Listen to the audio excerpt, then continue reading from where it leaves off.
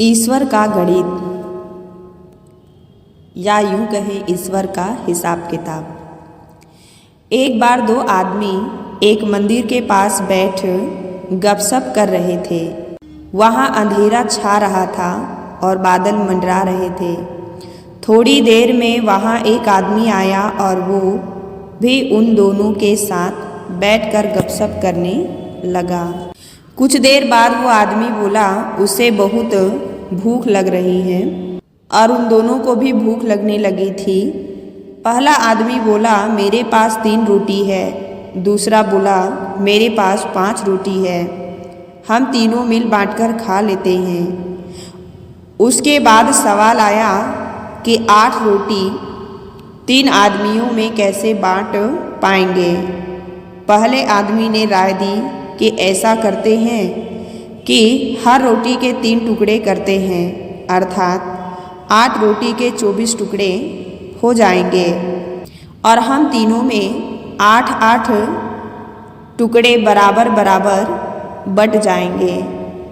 तीनों को उसकी राय अच्छी लगी और 8 रोटी के 24 टुकड़े करके प्रत्येक ने 8-8 रोटी के टुकड़े खाकर भूख शांत की और फिर बारिश के कारण मंदिर के प्रांगण में ही सो गए। सुबह उठने पर तीसरे आदमी ने उपकार के लिए दोनों को धन्यवाद दिया और प्रेम से 8 रोटी के टुकड़ों के बदले दोनों को उपहार स्वरूप 8 सोने की सिक्के देकर अपने घर की ओर चला गया।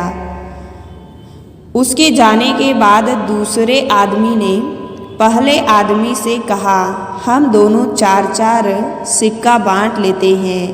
पहला आदमी बोला नहीं, मेरी 3 रोटी थी और तुम्हारी 5 रोटी थी, अतः मैं 3 सिक्का लूँगा, तुम्हें 5 सिक्का रखनी होगी। इस पर दोनों में बहस होने लगी। इसके बाद वे दोनों समाधान के लिए मंदिर के पुजारी के पास गए और उन्हें समस्या बताई तथा समाधान के लिए प्रार्थना की।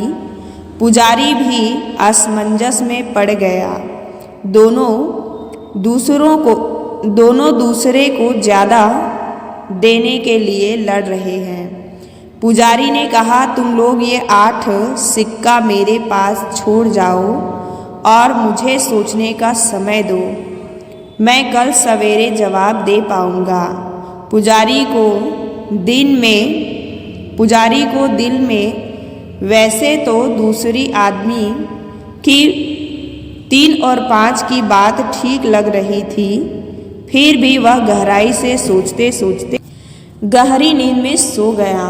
कुछ देर बाद उसके सपने में भगवान प्रकट हुए तो पुजारी ने सब बातें बताई और न्याय मार्गदर्शन के लिए प्रार्थना की और बताया कि मेरे ख्याल से 3 और 8 बंटवारा ही उचित लगता है। भगवान मुस्कुरा कर बोले नहीं, पहले आदमी को 1 सिक्का मिलनी चाहिए और दूसरे आदमी को 7 सिक्का मिलना चाहिए। भगवान की बात सुनकर पुजारी अचंभित हो गया और अचरज से पूछा प्रभु ऐसा कैसे हो सकता है। भगवान फिर से एक बार मुस्कुराए और बोले इसमें कोई शंका नहीं कि पहले आदमी ने अपनी 3 रोटी के 9 टुकड़े किए, परंतु उन 9 में से उसने सिर्फ 1 बांटा और 8 टुकड़े स्वयं खाया, अर्थात उसका त्याग सिर्फ 1 रोटी के टुकड़े का था। इसीलिए वो सिर्फ 1 सिक्का का ही हकदार है। दूसरे आदमी ने अपनी 5 रोटी के 15 टुकड़े किए, जिसमें से 3 टुकड़े उसने स्वयं खाए और 7 टुकड़े उसने बांट दिए। इसीलिए वो न्याय अनुसार 7 सिक्का का हकदार है। ये ही मेरा गणित है और ये ही मेरा न्याय है।